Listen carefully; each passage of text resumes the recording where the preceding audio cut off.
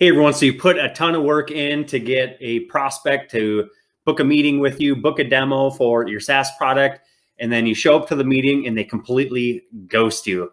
Happens all the time. In this video, I want to show you the sequence that I've been using here recently to help win back almost 25% of those and get them back on the books with a new sales meeting. So let's get going.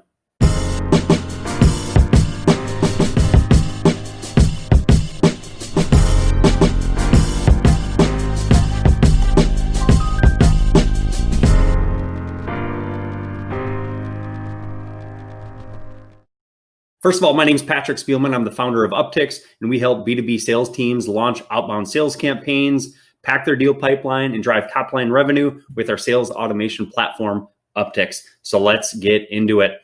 All right, so this is a sequence that I've recently launched here, and I'll just walk you through some of the concept behind it, the emails that I'm doing. So with this sequence so far, I'm really just running emails.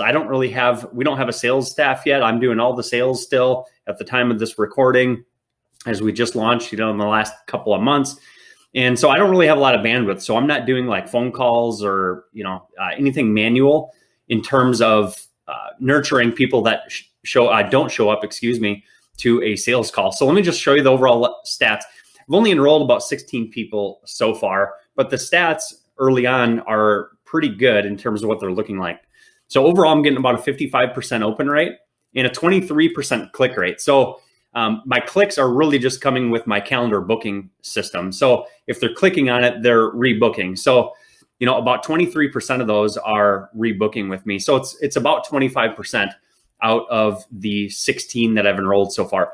Most of the activity is coming from the first follow-up email. So I've got a 70% open rate on this. And one of the keys to that is, as soon as the contact no-shows, I immediately move their lead status to demo no-show. And our system, Upticks, of course, here automatically, initiates this sequence. So pretty high open rate for somebody that just decided not to show up to the meeting.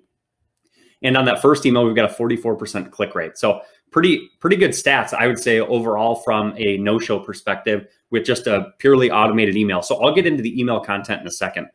And then as you can see, there's less and less sends. These people get unenrolled if they reply or book a meeting or whatever with us. So obviously there's gonna be less people enrolled the further down you go.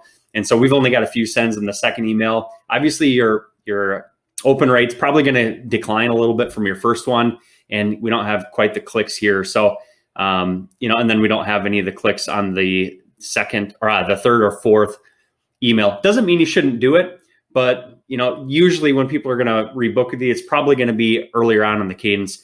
And I haven't really A/B tested another sequence yet. This one's going pretty well, I'd say, overall. So I'll probably A/B test it after I get a little bit more data where it's a little bit more statistically relevant. But this is early data telling me that this is pretty good.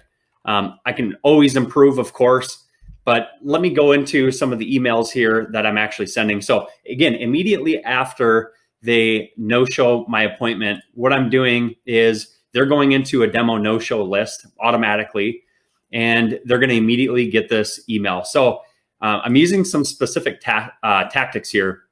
Obviously, I'm for a subject line, I've got their first name, and I'm asking them what happened. So this subject line, they know they no-showed me. They knew they had an appointment because we sent them, a couple of reminders and all that kind of an SMS, an email reminder, the day before. So they knew they had a meeting and they knew they blew us off.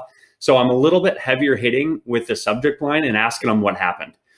From there, we're just obviously pointing out that we had a demo, something may have come up. I understand things happen, wanted to see if you wanted to reschedule. And just let them know, like, hey, this demo isn't some pitch fest, why our product's better. This is really to get to know your business, and how we can help you. And then I just give them a link to my calendar to rebook a time. So this is where we're getting the 44% click rate in this email. If they don't book, we're gonna have a 2-day delay. And you might want to, this is probably where I'm gonna test this a little bit further. I'm likely gonna do a 1-day delay.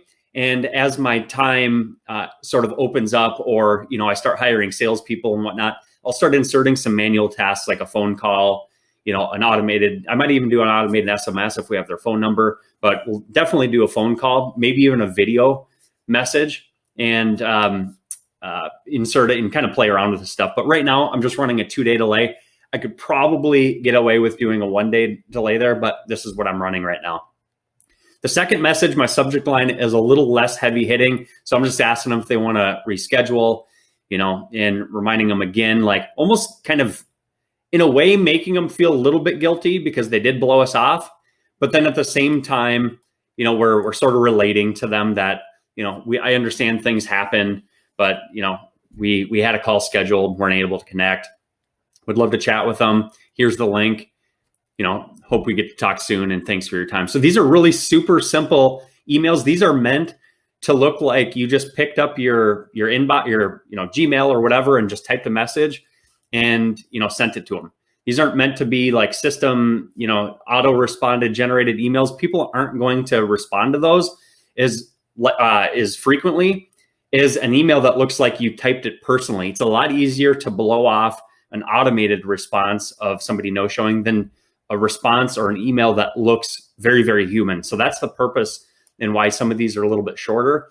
And the way they come up in their inbox is it literally looks like somebody just opened up their email and you wrote them an email, custom, and sent it to them. And most of our results are coming from those first 2 emails.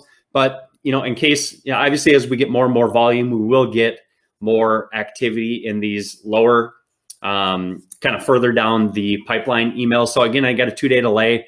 Here I'm asking them if this is a priority or not, and letting them know, hey, I've tried to reach out to you, a few times to reschedule this. Usually when this happens, it's not a priority for you at the moment. Is this fair for me to assume this is not a priority? I don't even have a booking link in here. We're just trying to get them to respond in this case. And then the last ditch here is we're going to wait a little bit longer. And this is going to be like a close your file sort of email. Haven't heard back from them. Assuming you're really busy or you're just not interested, can we have permission to close your file? If you are still interested, what do you recommend as the next step? Again, no link in here. We really just want to get them to reply.